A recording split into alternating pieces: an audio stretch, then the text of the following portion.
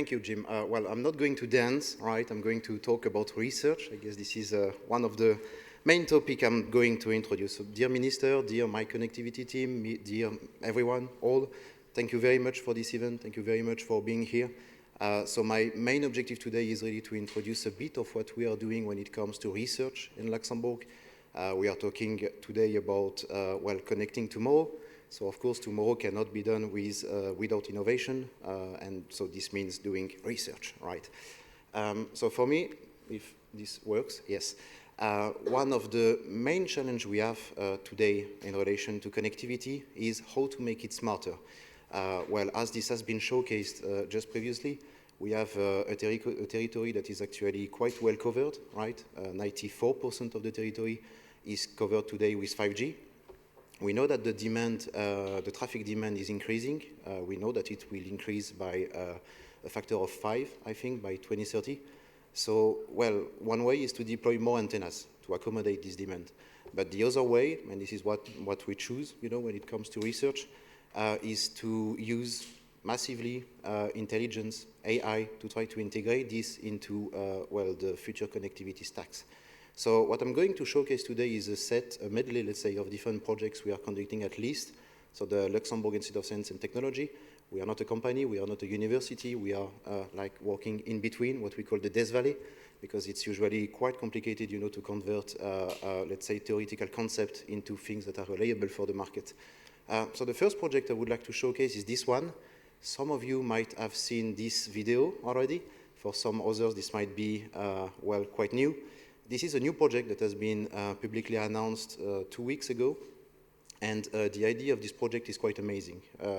The main objective is to deploy this tower in the campus of Belval, in Luxembourg. This tower combines quite a lot of different technologies. As a researcher, I can tell you that, well, 15 years ago, I saw these concepts on papers, but not in the reality. So seeing them now being deployed in Luxembourg, this is quite a huge chance, right? So what we have in these towers, well, we have different elements, and this is what is described here. We have a bit of 5G connectivity.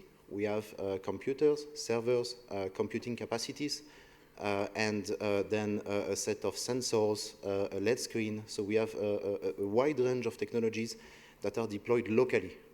At a time, you know, when we are talking about AI, today you probably know that most of the models are run on external servers. The idea there is really to process everything locally. So of course this means less energy, this means more latency, and this means quite a lot of good potential use cases. So we are running this project together with Orange, G.I.E, and 5Sky. This is supported by the SMC and the European Commission. And well, the project just started, so I guess you need to organize an event next year so that we can showcase the results of this project. Yeah. So that's only, of course, that's only one initiative. What is important also to showcase are the other initiatives we have in Luxembourg with the main stakeholders, like the mobile network operators, for instance. And we are also quite proud to, well, announce the launch of a few other projects that actually started at the beginning of the year. So the first one is called 5G CRICO, for critical communication. This is a project with POST, also supported by the SMC, where we will be studying the use of the 5G private network for mission-critical applications. There are quite a lot of challenges here because the current technologies allow us for some sort of dynamicity, let's say, and this is what we will be studying in this project. So when it comes to integrate AI into 5G or mobile networks, that's one topic, network planning. This is what we are starting to work on. And when I say we, it's not only LIST, it's also the university, and I guess all the research ecosystem is working on that.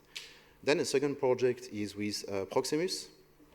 Julien's there, the main partner. 5G Meta.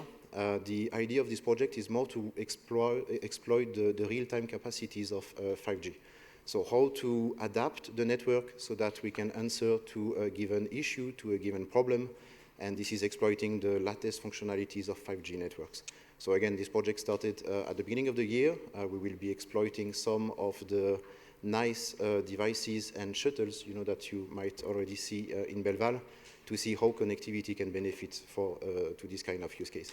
So there, this is more about autonomous networking.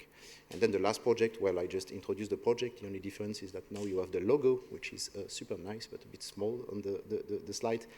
So here the idea is really to try to, let's say, relocate the intelligence of the network, and not necessarily to have these cloud-based approaches, but more to have a local entity, you know, able to manage AI algorithms and so on. We are also active on low TRL research, so I will not talk too much about this one because I guess we already massively discussed and presented it, but this is still our flagship project on 6G.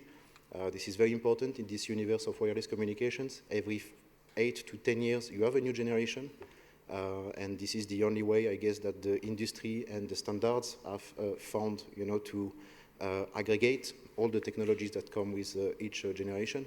So on our side, we are quite active on this project, trying to define what could be the future 6G architecture, what could be the use cases, and we are also doing that with Proximus, by the way, here in Luxembourg. So just to show you that we have an active ecosystem here, participating both in local and European projects.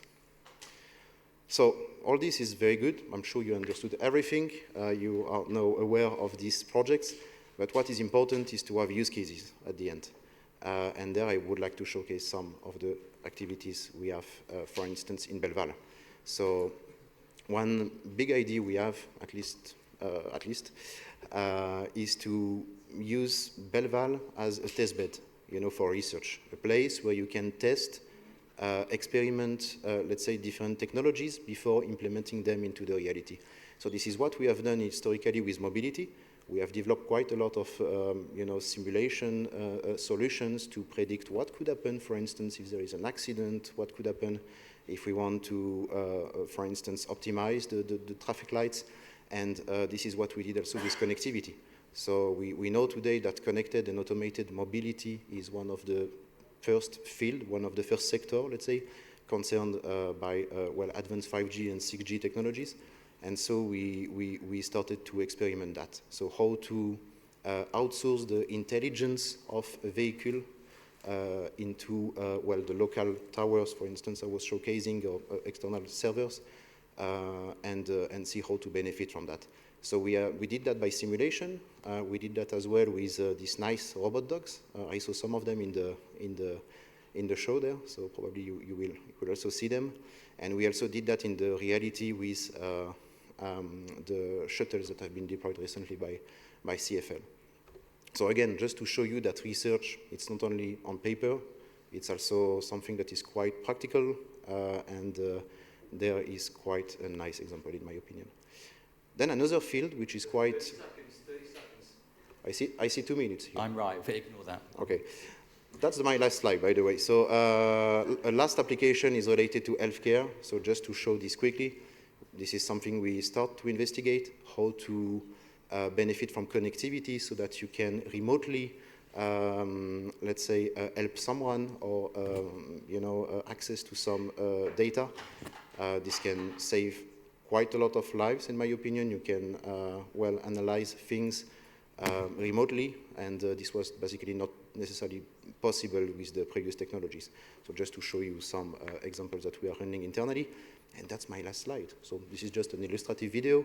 We have a booth, P31, where you can see some amazing demos. So thank you so much for your time.